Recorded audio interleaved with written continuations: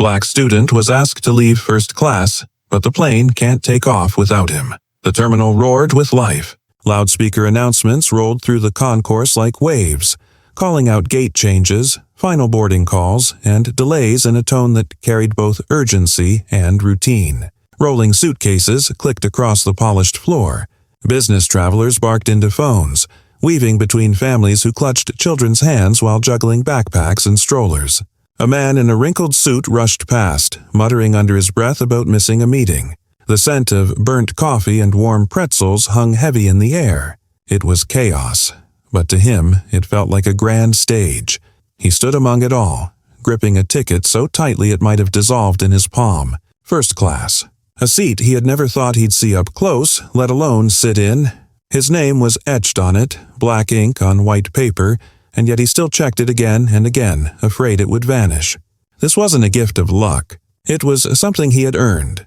Piece by piece, hour by hour, through late nights, high grades, and a scholarship that saw potential in him when few others did. The scholarship hadn't just paid for tuition. It had sent him on this trip, to a mentorship program where opportunity waited like a door about to be cracked open. It was only his second time flying. The first had been cramped and nerve-wracking, squeezed into a seat at the back of the plane where the engine roared like a monster at his shoulder. Now, the letter in his backpack and the ticket in his hand promised something entirely different. Comfort. Space. A taste of a world that usually belonged to someone else. His chest tightened with equal parts excitement and nerves. He tried to breathe steady, telling himself he belonged here, that he had every right to walk through those doors marked First Class Lounge. When he finally approached them, they slid open with a soft hiss. The change was instant. The noise of the terminal dulled behind him. Inside, everything gleamed. Soft lighting, plush armchairs, the faint hum of conversation instead of the frantic buzz outside. A wall of glass framed the runway where planes inched and soared. A woman in uniform stood behind a sleek counter, smiling politely as though she'd practiced the expression 1,000 times. He walked in, shoulders squared, but heart racing. His clothes were neat, pressed as best he could manage. Slacks, a button-down, and the tie he saved for moments that mattered.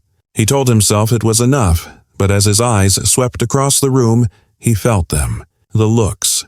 A businessman in a tailored suit lowered his cup of espresso to glance. A woman flipping through a glossy magazine raised her brows ever so slightly. Two more, talking in hushed voices, paused mid-sentence just long enough to register him before resuming. Whispers brushed the air like gnats. Maybe imagined, maybe real. He couldn't tell. All he knew was the weight of being noticed. Not for accomplishment, but for being out of place. He nodded politely, forcing a small smile, and moved toward a corner seat. His mother's words echoed in his head, a reminder he'd held on to since childhood. No matter where you stand, if you've worked for it, you belong. Still, he sat with his back a little straighter, phone in hand to distract himself. The ticket folded carefully in his pocket as if it might shield him. He told himself this was the beginning of something big, that every stare would fade once he proved himself. What he didn't know was that the true test wasn't on paper or in the program waiting in another city. It wasn't turbulence or nerves or in-flight jitters. The challenge was already gathering around him, quiet but steady, like storm clouds on the horizon, because what awaited him wasn't turbulence. It was the people who doubted he belonged. The call for boarding echoed over the speakers, crisp and efficient.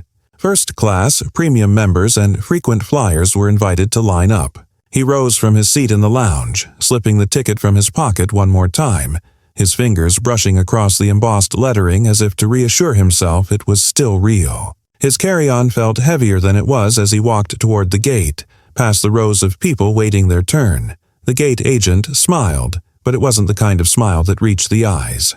She took his boarding pass, scanned it once. The scanner let out a hesitant beep, then paused. Her eyes flicked to the screen, back to him, and then to the ticket again. He stood frozen in that small space of silence, aware of the murmurs behind him, the shuffle of impatient footsteps. A man in a navy blazer, 2 spots back, let out a sharp sigh. Another shifted his weight, tapping his boarding pass against his palm.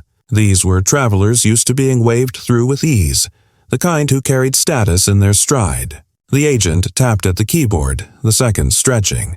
His throat tightened. It wasn't that she accused him of anything. It was the hesitation, that tiny pause, as though his name didn't quite belong in her system. Finally, the scanner chirped again, and she forced her polite smile back into place. "You're all set," she said, but he caught the flicker in her eyes before she looked past him to the next in line. He straightened his shoulders and walked down the jet bridge, telling himself not to overthink it. Still, he felt the weight of the glances trailing behind him, subtle but sharp. These were people who were used to belonging in first class, who knew the choreography of luxury travel. He, by contrast, was learning the steps as he went. Inside the aircraft, the air smelled faintly of leather and fresh coffee. The first-class cabin gleamed under the soft lighting. Wide seats stretched out like armchairs. Screens already lit with welcome messages, champagne glasses balanced on polished trays. He found his spot, 1A, a window seat at the very front. His fingers lingered on the headrest before he placed his bag in the overhead compartment. Sitting down, he felt both proud and unsettled. The cushion hugged him. The legroom felt endless compared to his last flight, and yet he couldn't quite relax. Around him, passengers slid into their seats with ease. Some adjusted ties, others opened newspapers or laptops without a second glance at their surroundings. But one man didn't look away. Across the aisle, a middle-aged executive with steel-gray hair and a tailored suit kept his eyes locked. There was no attempt to hide it, no pretending. His gaze was flat, heavy, almost assessing, the kind of look that says, "You don't fit here." He shifted in his seat, trying to ignore it, reminding himself again of his mother's words about belonging. But his pulse betrayed him, tapping quickly against his ribs. He reached for the seatbelt, fastening it slowly, hoping the simple routine might ground him. Then came the moment he dreaded. A flight attendant passed by, pausing just briefly enough to notice him. She leaned toward another crew member near the galley, her voice low but not low enough to hide the glance she cast his way. A whisper, quick and sharp, carried just far enough to sting. "Something is wrong." The attendant's shoes clicked softly against the aisle carpet as she returned, her expression now stripped of the polite warmth she'd worn minutes earlier. She stopped at his row, hands folded neatly in front of her and bent down slightly. "Sir, may I see your boarding pass again?" His brows drew together, but he nodded, slipping it from his pocket. The paper was already softened at the edges from how many times he'd checked it. She studied it, tapping at the small tablet in her other hand. Her eyes narrowed and she murmured something under her breath. "I'm just going to verify something," she said, her tone rehearsed, practiced, and neutral. But neutral carried weight. Neutral meant suspicion wrapped in politeness. He sat stiffly as she walked a few steps away, her screen glowing faintly in the dim cabin light. The man across the aisle, steel-gray hair, sharp suit, watch that gleamed under the overhead bulbs, smirked almost imperceptibly. It wasn't a smile of kindness. It was the kind of smile that said he had already guessed how this would play out. Moments later, the attendant returned. She leaned in closer this time, her voice barely above a whisper. "It appears there may have been a double booking with this seat. Another passenger, a frequent flyer, is also listed for 1A. His pulse hammered in his ears. "But my ticket—" "I understand, sir," she cut in gently, "and everything looks valid here. However, in these cases, we usually try to resolve the matter by asking for volunteers. We'd be happy to offer you compensation for the inconvenience. Perhaps bonus miles or a travel voucher." Her words, though smooth, felt like pressure disguised as courtesy. He inhaled slowly, steadying his voice. "This seat was earned," he said firmly. "Not gifted, not borrowed, earned. I'm here on a scholarship that paid for this ticket, and I have an important program to attend. I can't afford to be downgraded or arrive exhausted. With all due respect, I'm not moving." The steel-haired man across the aisle leaned forward, his voice loud enough for nearby passengers to hear. "Ridiculous. I'm Executive Platinum. 10 years with this airline, countless dollars spent. That's my seat." The cabin seemed to shrink. Passengers nearby glanced over their newspapers, fingers pausing on keyboard keys. Some pretended not to notice, but their ears strained toward the growing tension. The attendant raised a placating hand toward the businessman. "Sir, we're doing our best to resolve—" "No," the man snapped. "Resolve it by putting him in the coach. He doesn't belong here. I was promised this upgrade and I'm not about to be shoved aside. Heat crawled up the back of his neck, but he forced his voice to remain steady. I have my boarding pass. My name is on it. I'm not leaving this seat. The attendant shifted uncomfortably, glancing back toward the galley where another crew member watched nervously. Sir, she said finally, her tone clipped. Could I ask you to step off the plane for a moment? We'll sort this out at the gate. The words landed like a hammer. The businessman sat back satisfied, arms crossed smugly. All around, eyes were on him, the student with the ticket, the one who dared to claim a place not meant for him. His grip tightened on the armrest, chest heavy with disbelief. Step off the plane? After doing everything right? The attendant's polite mask remained, but her voice was firm, leaving no room for refusal. Please, sir. Just for a moment, so we can sort it out.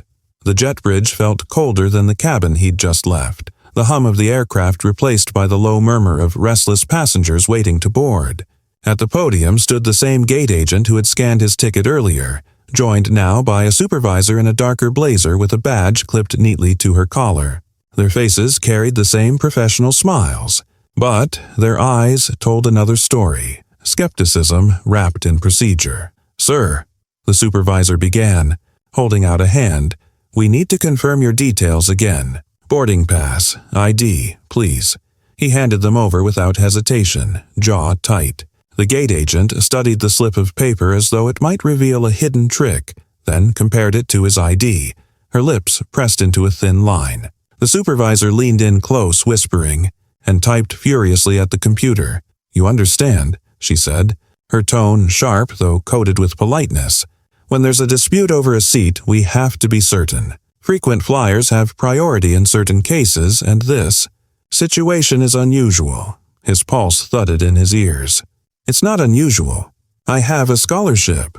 I can show you the confirmation. His fingers trembled slightly as he pulled up the email on his phone, the official letterhead of the foundation bright against the screen. He held it out like evidence at a trial. They both leaned closer, scanning the words.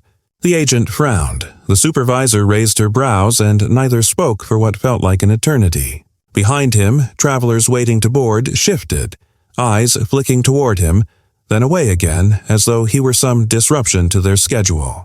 He felt the weight of those stares pressing against his back, each one saying without words, What did he do? Why is he holding us up? I've done nothing wrong, he said, his voice firmer now, though it cracked with the strain. I checked in early. I'm here for a program in Seattle. His ticket was paid for, fair and square. The supervisor finally exhaled, nodding curtly. Everything seems to be in order. She handed his documents back with a tight smile that carried no apology. You may reboard. He swallowed the lump in his throat, nodding once, though humiliation burned through him. The businessman would be waiting, no doubt smug at the delay he'd caused. And though he had won this small battle, his dignity felt scraped raw, stripped under the public stares that had marked him as suspect from the start. As he turned toward the jet bridge, he caught the faintest murmur from the gate agent to her colleague. Quiet, but clear enough to chill him. Security has been alerted. He slid back into his seat, careful to keep his face neutral, though every step down the aisle had felt like walking under a spotlight. The businessman across the aisle smirked openly now, his satisfaction unhidden. As he settled into 1A once more, fastening the belt with deliberate calm, the air around him felt heavier than before. The polite murmurs of fellow passengers had thinned into silence, broken only by the crinkle of newspapers and the soft hum of phone screens. From the corner of his eye, he caught the businessman lean back and mutter something just loud enough to sting. Unbelievable. They'll let anyone up here now. The words carried the weight of disdain sharpened into a knife. His jaw tightened, but he kept his gaze fixed on the window. Beyond the glass, baggage carts buzzed across the tarmac, ground crew raising gloved hands in practiced gestures. He tried to anchor himself to those movements, to the thought that soon he would be airborne and far above this tension. Yet, inside the cabin, the atmosphere refused to let him breathe. Near the galley, two attendants huddled, their heads bent close, voices low but their glances cutting quickly in his direction. He didn't need to hear the words to know the subject. Every tilt of their heads, every glance that darted and snapped back told him plainly they were talking about him. his hands clenched into fists beneath the blanket of calm he tried to wear. A chime sounded overhead, followed by the captain's voice. "Ladies and gentlemen, we're experiencing a brief delay. There's a security matter that needs addressing before we depart. We appreciate your patience." The words struck like ice water. Security matters. His chest tightened as whispers spread through the cabin, passengers shifting in their seats, exchanging uneasy looks. Eyes landed on him with the sharpness of accusations unspoken. He forced himself to sit tall, hands folded on his lap, though his pulse pounded loud enough he thought others might hear. He had done nothing wrong, yet somehow he was the reason this plane sat motionless at the gate. Moments later, the curtain to the jet bridge swayed. 2 men in Navy uniforms stepped aboard, badges gleaming under the cabin lights. TSA officers. The murmur of the cabin stilled to silence, broken only by the sharp echo of their boots on the floor. One of them leaned toward the lead attendant, who gestured discreetly toward his seat. He didn't need to be told what was happening. The truth crashed over him even before the officer approached, voice low but firm. "Sir, we'll need you to come with us." A ripple of shock cut through the cabin. Some passengers gasped, others pretended not to stare but couldn't look away. The businessman across the aisle leaned back, arms crossed in smug triumph as if justice had finally arrived. His throat tightened. Words caught somewhere between protest and disbelief. He gathered his bag with deliberate calm, forcing each movement to remain steady though his insides churned. The officer stepped aside, gesturing toward the aisle. "This way, sir."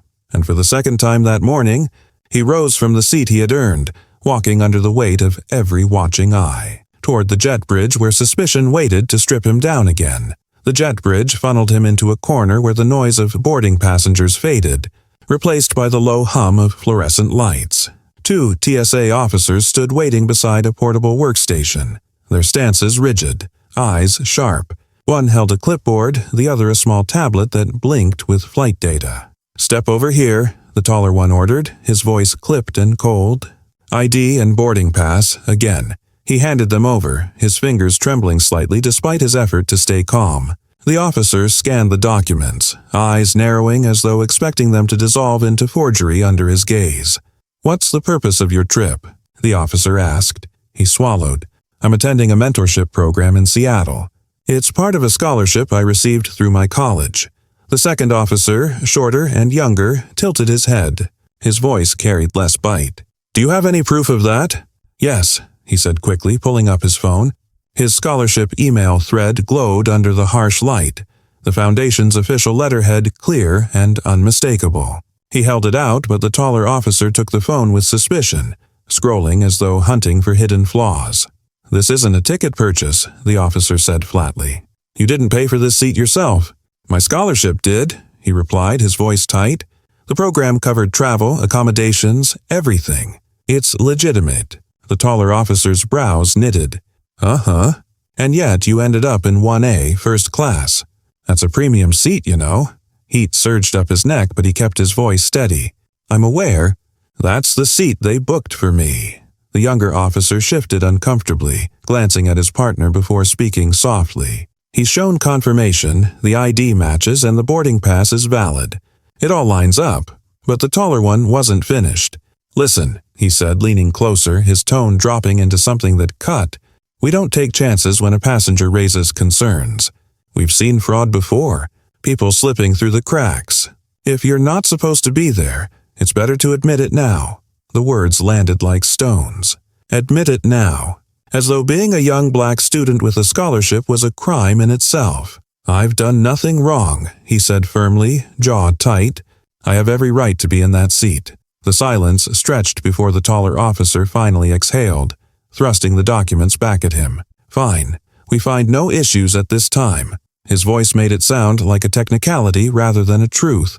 Relief should have washed over him, but humiliation pressed heavier. Around them, other passengers trickled past, casting sideways glances at the scene.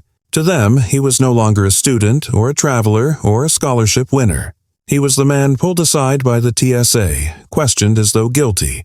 The younger officer gave a small nod, almost apologetic. But the taller one fixed him with a final look, voice cold and deliberate. "You can go back," he said. "But hear me clearly. If anything happens on this flight, it's on you." At last, the engines roared to life and the plane rolled away from the gate, hours behind schedule. Relief spread through the cabin in a thin wave, passengers settling back into their wide seats, though the tension still clung like static. He pressed his forehead lightly to the cool window, watching the ground crew shrink below as the plane lifted into the gray morning sky. For the first time all day, he tried to breathe. He opened his backpack, sliding out a folder of notes for the mentorship program waiting in Seattle. Names of executives, outlines of workshops, bullet points for his elevator pitch, all carefully prepared. He told himself to focus, to push the earlier humiliation aside. But his eyes skimmed the words without sinking in, his mind still replaying the moments when he'd been treated like an intruder. The cabin softened into its usual rhythm. Laptops open, headphones on, newspapers unfolded. Flight attendants moved quietly, distributing drinks with practiced smiles. Around him, passengers seemed to ease into the long hall, though he still caught the occasional glance, curiosity simmering just beneath polite indifference. Then, without warning, a sound cut through the calm. A muffled thud, followed by gasps.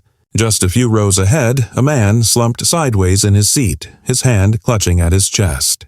His face drained of color, his body jerking once before going limp.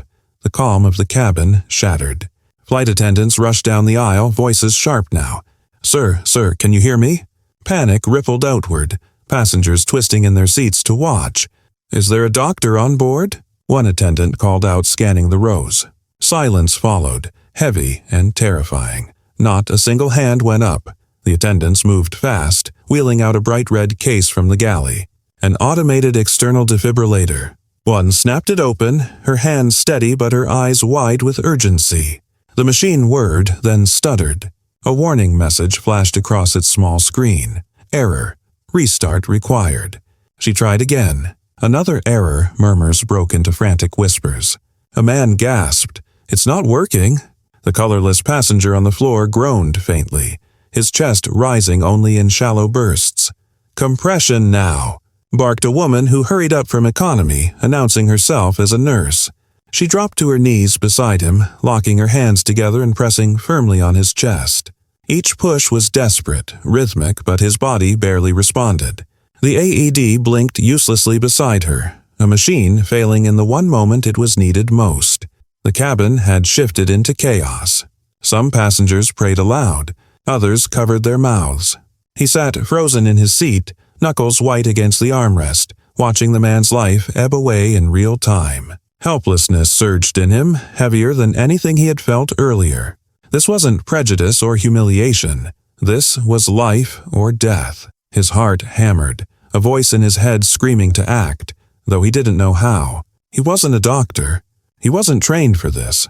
Yet every instinct told him he couldn't just sit there, not when someone's father, brother, or friend was fading right in front of him. The head attendant, Christina, rose from the crowd, her expression grim but focused. She strode toward him, leaning down so only he could hear, her words quick and deliberate. "We need you." He blinked at her, confused. "Me? I'm not a doctor." Christina shook her head quickly, her eyes sharp with urgency. "Not medical help. Clearance." She gestured toward a locked metal case near the galley. "There's a secondary kit with stronger medication. It's restricted. Only certain passengers with flagged credentials can open it." "And your name popped up." His chest tightened. "That makes no sense. I'm just a student." "Not according to the system," she replied, already guiding him forward. "Your scholarship is tied to the Allen Foundation, correct? They have agreements with major carriers for leadership fellows. Special access emergency protocols. It's complicated. But right now you're the only one listed." The words rattled around in his head. He had come from late nights studying in a cramped dorm, not from any world of special access. Yet here he was, facing a keypad flashing "Access Restricted." "Scan your boarding pass," Christina urged. His hands shook as he held it up. The screen blinked, then spat out an angry invalid ID. "Try your license," she pressed. He slid it against the scanner. Another failure. His stomach churned, panic threatening to swallow him whole. "It's not working." "Wait," another attendant called, scrolling quickly through a handheld device. "There's a note in the system. Something about a booking reference code tied to the Allen Foundation. He fumbled with his phone, scrolling through his scholarship emails until he spotted a strange alphanumeric string he hadn't paid attention to before, labeled Foundation VIP Access. He copied it down, his fingers trembling, and entered it into the keypad. For a second, nothing happened. Then, with a sharp click, the lock was released. The door to the kit swung open, rows of neatly sealed medical vials and packets gleaming inside. The nurse gasped with relief. Nitroglycerin. Yes. She snatched the medication with quick, practiced hands and returned to the stricken passenger, pressing the spray beneath his tongue, readying the aspirin. He stood frozen, his heart pounding so hard it hurt, staring at the open kit. In the seat ahead, the man's chest rose faintly, his face still pale, the outcome uncertain. Would it be enough? And in time? The nurse worked with fierce precision, guiding the medication past the man's lips, urging his chest to rise again. Seconds crawled like hours until, finally, a faint flicker of color returned to his face. His breath steadied, shallow but present. A murmur of relief rippled through the cabin, but no one relaxed. Everyone knew they weren't out of danger yet. The captain's voice cracked over the intercom, firm and calm. Ladies and gentlemen, we are diverting to Dallas-Fort Worth International for an emergency landing. Please remain seated as we descend. Gasps filled the air, followed by silence so thick it was almost holy. Passengers gripped their armrests, their earlier annoyance forgotten. The cabin that once seemed divided by class and suspicion now felt united in a single, desperate hope: keep the man alive until wheels touched ground. He sat back in his seat, his hands still trembling from the keypad, staring at the nurse and attendants who clung to every second. The irony burned inside him. Moments earlier, some had questioned his right to even sit here. Now, all eyes flicked to him as though his presence had somehow anchored the fragile thread between life and death. The descent was sharp, urgent. Tires screeched as the plane hit the runway, slowing hard against the asphalt. Almost instantly, paramedics rushed aboard, uniforms a blur of efficiency as they lifted the patient onto a stretcher. The nurse rattled off details, pointing to the opened kit as proof of the medication that bought precious time. As the stretcher disappeared into the waiting ambulance, Christina approached him, her voice softer than before. On behalf of the airline, we owe you an apology. And gratitude. She pressed a slip into his hand. Consider yourself officially upgraded, not just today, but for future travel. He nodded faintly, the words catching in his throat. Around him, passengers stared not with suspicion but awe, whispers rising like a tide. By the time the cabin door closed again, phones were already out, screens glowing as messages flew into the world outside. Tweets, posts, photos. The story was no longer contained at 30,000 feet. It was racing toward the ground faster than the plane itself. By the time the plane reached cruising altitude again, the story had already left the cabin. Posts spread across social media. Black student nearly kicked out of first class ends up saving a man's life. Photos of paramedics rushing on board. Whispers about a scholarship student unlocking a medical kit. Snippets of the heated seat dispute. All of it traveled faster than the aircraft itself. Outrage boiled online. Comments poured in condemning the airline, praising his composure, and questioning why he had been doubted in the first place. Sympathy grew into admiration, his name trending in circles he had never imagined reaching. The Allen Foundation released a statement within hours, proud and unflinching. They praised his quick thinking, reaffirmed his place as one of their scholars, and reminded the public that opportunity should never be measured by prejudice. Inside the cabin, the shift was undeniable. Passengers who had once averted their eyes now leaned toward him, offering thanks. Even the businessman who had muttered insults earlier muttered a strained apology before looking away in shame. But for him, gratitude was just the surface. The real weight pressed forward. The mentorship program awaited. And soon, all eyes would be on him once more. And this time, the stage was his. The hall in Seattle shimmered with anticipation, the kind that made every whisper feel amplified. Rows of scholars sat shoulder to shoulder, their faces lit with eagerness, while industry leaders filled the tables at the front.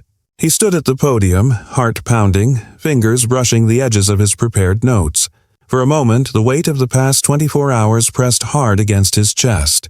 The stares, the accusations, the humiliation, the chaos, midair.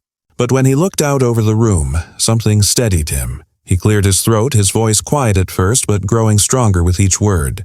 On my way here, I learned a lesson I'll never forget. Sometimes life places you where others believe you don't belong. And sometimes, those are the very moments that reveal just how much you do. The audience leaned in, silence folding over the space.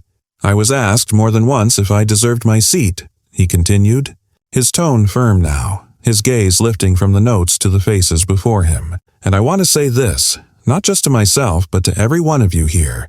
Never let anyone tell you you don't deserve your seat. If you've worked for it, if you've earned it, you belong. No matter who questions you. A wave of applause broke, rising into a standing ovation. Scholars cheered, mentors nodded with approval, and even the executives in the front row clapped with genuine admiration. In that moment, the humiliation of the gate, the suspicion of strangers, and the sting of whispers transformed into triumph. What was once doubt had become undeniable proof of resilience. As he stepped back from the podium, doors that once seemed distant now felt closer than ever. Opportunities, mentorships, futures waiting to unfold. And as the video closes, the narrator's words carry the final note. Sometimes the world tries to move you out of place, but destiny puts you exactly where you're needed most.